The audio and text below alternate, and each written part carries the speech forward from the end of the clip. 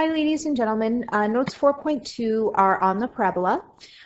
So first thing I want to do is I want to take a look at an example that's given to us here. It says a football was thrown in the air. Its path can be modeled by the relation h equals negative 5t squared plus 20t plus 1.5. So question A asks us to complete the table of values and graph the relation. So in order for me to complete the table of values, I'm going to want to use Desmos. So I'm going to go to desmos.com, or you can actually download the Desmos app on your cell phone if you'd rather use that. So we'll go to Desmos, and then what we're going to do is we are going to create our chart, if you remember from our last video. So in our chart right here, I'm going to press the plus button here, and then I just clicked on table. Okay, so in order to be able to do this, I want T to be on my left side. So I'm going to delete this, and I'm going to type in the letter T, and I get it from clicking on ABC right here. So I'm going to click in the letter T here. And then on the other side, I'm going to type in what h is equal to. And it tells us here that h is equal to negative 5t squared plus 20t plus 1.5. So that's what I'm going to type in right here. So I'm going to type in negative 5 t squared plus 20t plus 1.5. Okay, and then under T here, I'm going to fill in the numbers here, so 0, 1, 2. And remember, after a while, it starts to pick up on the pattern. So I'm going to go all the way up until I get to 5. And here we get all of our values that we need here. So I'm going to fill in this information right here into my chart inside of here. So when T is 0, our H is 1.5. When T is 1, our H is 16.5. And I'm just going to keep going with this. I'm just going to keep filling in the information that Desmos has given us. So 21.5, 16.5, 1.5, and then negative 22.5.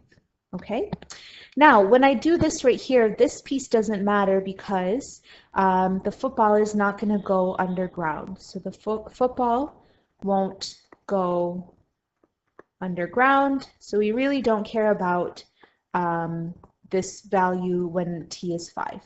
So right here, what I'm going to do is I'm going to label this axis right here time. And this axis here, I'm going to label height. Okay, all right, so my height goes all the way up to 21.5. So I'm going to count up how many boxes I have. So 1, 2, 3, 4, 5, 6, 7, 8, 9, 10, 11, 12, 13 boxes. I want to cover it by getting up to 21.5. So going up by ones is not enough because that'll bring me to 13. But if I go up by twos, 2 times 13 is 26. So that should work for me. So this is 2, 4, 6, 8, 10, 12, 14, 16. Again, you don't have to label every single number if you don't want to. 18, 20, 22, 24.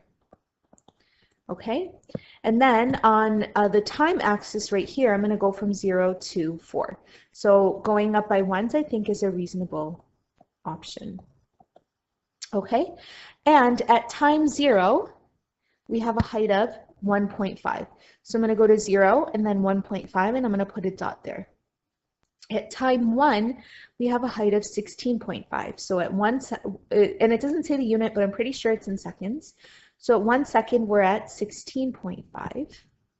At 2 seconds, we are at 21.5. So this is 18, this is 20, this is 22. So 21.5 is approximately here. At 3 seconds, we're back at 16.5. At 4 seconds, we're back at 1.5.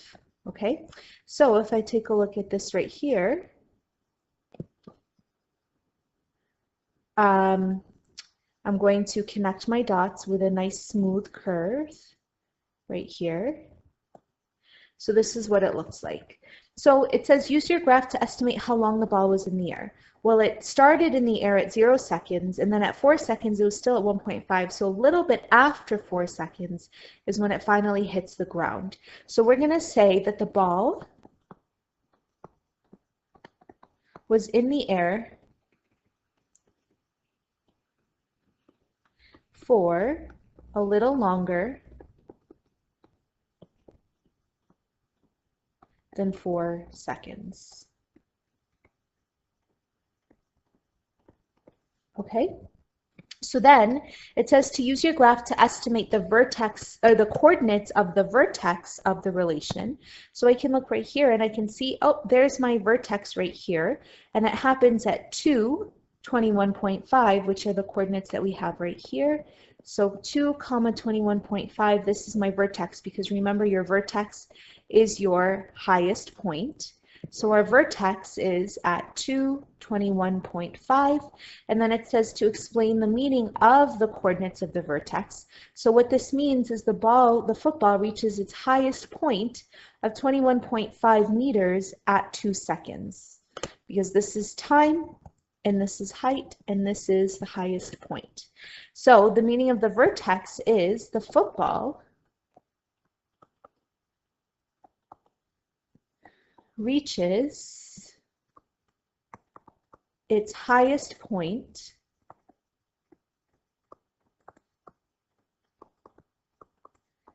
of 21.5 meters after, or we'll say 2 seconds after it was thrown.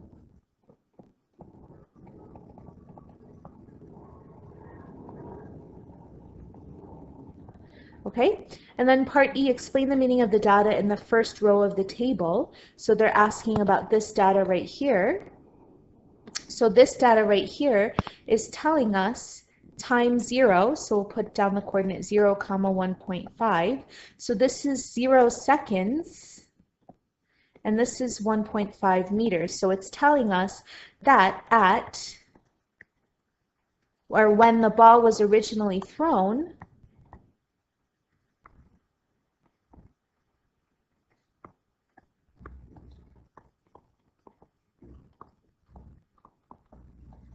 which happens at 0 seconds, the initial height, or the starting height,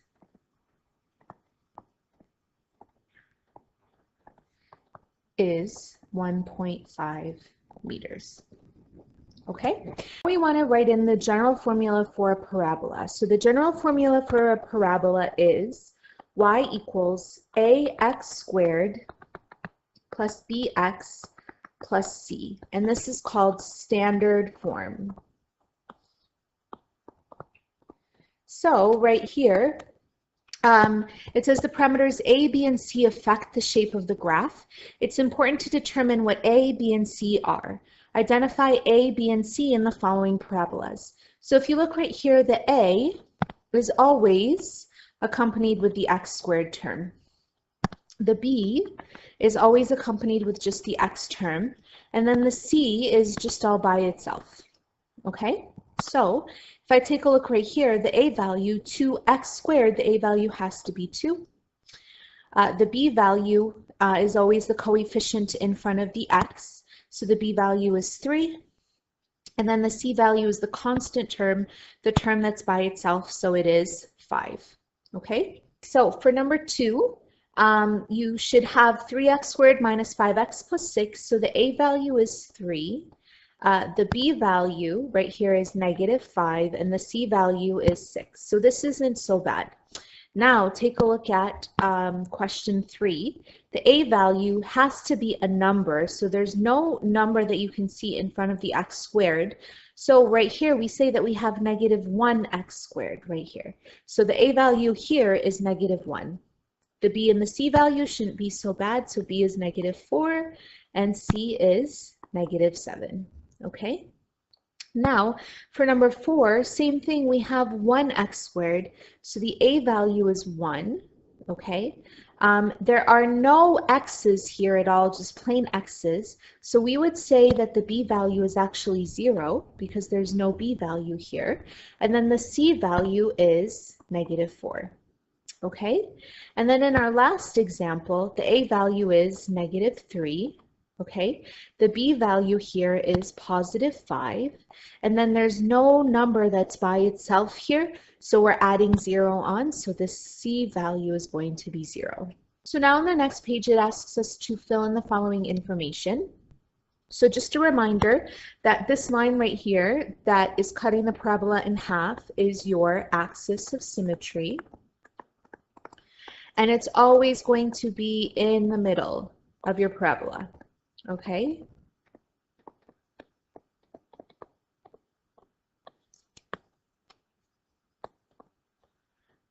And then this point right here is always going to be your vertex because it's either your lowest point, or if it's upside down, it's going to be your highest point. So this right here is always going to be your vertex, and your vertex is either a minimum or a maximum. Okay? And then just really quickly, there's no box for it, but we're going to add a little box for it right here. We're going to put a box right here, and we are going to look at these points right here. And these points here, if you remember, are called our roots. Okay? All right, so the next question right here says to use the axis of symmetry to graph the parabola. So in order for me to be able to do this, the first thing I need to do is actually find the axis of symmetry. So in order for me to do that, I need to know what the formula is. So right here, the formula for finding the axis of symmetry will always be x equals negative b over 2a. Okay? So if you take a look right here, remember, the general formula of a parabola is y equals ax squared plus bx plus c. Okay? So what I'm going to do is I'm going to identify what a, b, and c are. So here, when I take a look at this right here, I can see, oh, my a value is 2. Okay? The b value here is 12. And my c value here is 10. Okay, and now the formula to find the axis of symmetry is this formula right here, which says x equals negative b over 2a. Okay, so now in order to find this answer out, every time I see a b, I'm going to plug in this 12 instead. So since the formula says negative b over 2a, I'm going to plug in here negative 12 because b is already positive. Okay? So I end up getting this is equal to negative, and then I'm going to put in a 12 instead of b, all over, right here, this is going to be over 2 times a. Well, we know the a value is 2, so it's going to be 2 times 2. So when I evaluate this right here, I end up getting negative 12 over 4, which means that I get negative 3. So that means that my axis, sorry about that, of symmetry is x equals negative 3. Okay, so now that I figured that out, remember the axis of symmetry is always going to be in the middle of your parabola. So we're going to make a chart so that we can figure out how to graph out our parabola. When I make my chart right here, I need to have x values and I need to have my y values. And generally, to see a good picture of the parabola, we usually want around 7 values. So 1, 2, 3, 4, 5, 6, 7, perfect. And the axis of symmetry will always go right in the middle. So 1, 2, 3, 4. This right here is right in the middle, so we're going to put negative 3 right in the middle. And then we can just go by increments of 1. So if I'm going up, I'll go to negative 2, negative 1, 0. If I'm going down, I'll have negative 4, negative 5, negative 6. Okay, now this is where I'm going to use Desmos to get my corresponding y values. So if you remember, our equation here was y equals 2x squared plus 12x plus 10. So what I'm going to do is I'm going to x out of this right here, and I'm going to press the plus button here. Click on table. I'm going to delete this x1 and just have it be x. And over here, I'm going to delete the y1. I'm going to type in the equation after, or the expression after the equal sign. So I'm going to type in 2x squared plus 12x plus 10. okay? And then I'm going to type in all of my values. So my x values here start at -6. So -6, and make sure you type in negative and not an equal sign like I did. -6, -5, -4, it catches on. I'm going to go all the way until I get to 0. So if you look right here, here are all of my values: 10, 0, -6, -8, -6, 0, 10.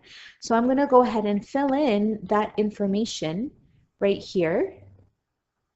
And then I will be good to do some graphing out right here. Okay, so right here, when x is -6, y is 10. When x is -5, we've got 0, and I'm just going to keep going down my list. So -6, -8, -6, 0, and 10. Okay, so I'm done with Desmos for right now. I've got my coordinates. So what I'm going to do now is I'm going to label and number my axes. And since my x values are going up by 1s, I think if I label my x-axis, my x-axis to go up by 1s, then I think I should be okay. So 1, 2, 3, 4, 5, 6, and then 7. I'm not going to do every single number so it doesn't get crowded. It's up to you. -3, -6, and then -7. Now, these values are going up to 10, and I only have 1, 2, 3, 4, 5, 6, 7 spots. So I think I should go up by 2s. So 2, 4, 6, 8, 10, 12, 14, and then here I've got -2, -4, -6, -8, -10, -12, and -14. So once I've done that, I can go ahead and graph out my coordinates. So my first coordinate is -6, 10, which means I'm going to go to the left 6 and up 10. So 2, 4, 6, 8, 10. I'm going to put my coordinate right here. Okay, my next coordinate is -5, 0. So that means I'm going to go to the left 5 and stay at 0. The next one is -4, -6. So I'm going to go to the left 4 and down 6, 2, 4, 6. Don't forget that these are going by 2s. My next one is -3, -8. So I'm going to go to the left 3 and down 8, 2, 4, 6, 8. Next one is -2, -6. So I'm going to go to the left 2 and down 6, 2, 4, 6. So on and so forth. -1 will be with 0, and then 0 will be with 10. So 0 stay at 0, 2, 4, 6, 8, 10. And here's where my point is going to be. I'm going to connect my dots right here. And there is my parabola. And then just a quick reminder, our axis of symmetry is going to be right down the middle, right here. And the equation of this line is x equals -3, just like we found right here. So we should be good to go for that question. Okay? So now the next part says to find the vertex of each of the following parabolas.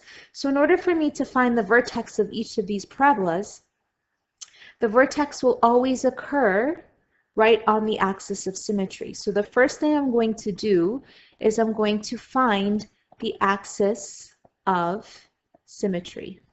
And then once I do that, all I have to do is plug in that x value to solve for y. Because a vertex is always going to be a coordinate. And then the last thing we're going to do is we're going to write our answer as a coordinate.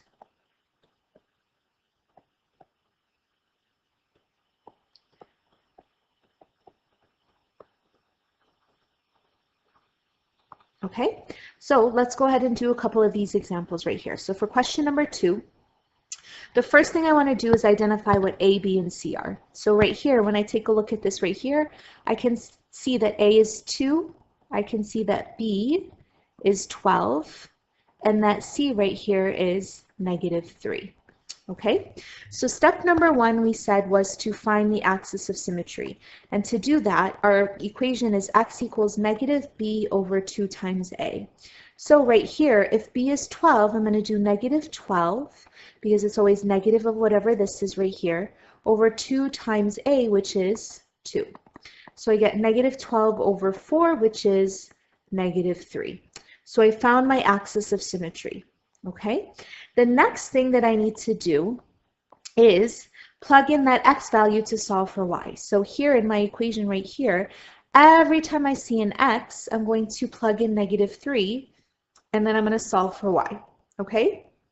So I'm going to say y equals 2, and you must, I don't know how many times I can emphasize this, you have to put brackets around a negative number that's being squared. It's really important.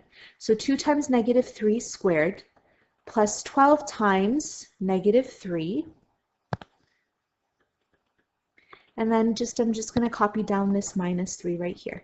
So I'm literally just plugging, every time I see an x, I'm plugging in -3 instead. That's literally what I'm doing. Now, I don't have to spend the time doing this in my calculator. If I have Desmos open, I can just type it in exactly how I see it. So I can say 2 bracket -3 squared plus 12 bracket -3, close my bracket, -3. And if you notice right here, it gives me the answer of -21. So here I know that my answer is going to be -21. Okay, now another option that I have is I can also just create a new table right here and delete the x1, delete the y1, and type in the expression 2x squared, this one right here, plus 12x minus 3. And then right here, I want to know what it's going to be equal to when x is -3. And when x is -3, it's -21. Okay, so now that I've done that, the last thing I need to do is write my answer, my 2 answers that I got here as a coordinate. And if you remember, this answer that we got here was our x value. This answer that we got here was our y value. And so our coordinate would end up being -3, -21. So this right here is our vertex. Okay? All right, so let's go ahead and look at question number 3 right here. So for question number 3, the first thing I want to do is identify what A, B, and C are. So A here is going to be 1 because this is 1x squared. B is going to be -2, and C is going to be 10. So step number 1 is to find the axis of symmetry. So the formula is x equals -b over 2a. Now this is where things get a little bit trickier, so be really careful. B is -2 and this says -b, so -2 will cancel each other out and we end up getting just +2. So it's 2 over 2 times 1. So I get 2 over 2 times 1 is 2, which is 1. Okay, now step 2 is to plug in that x value to solve for y. I'm going to go straight to Desmos. I'm going to create my chart and I'm going to have it just do it for me right away. So I'm going to get rid of my x1. I'm going to get rid of the whole entire y1, and I'm going to type in x squared minus 2x plus 10. Oh, sorry, we don't want to do that there. We want this to just be x right here. So if you have anything other than x here, Desmos will complain to you just like it complained to me just now. X squared minus 2x plus 10.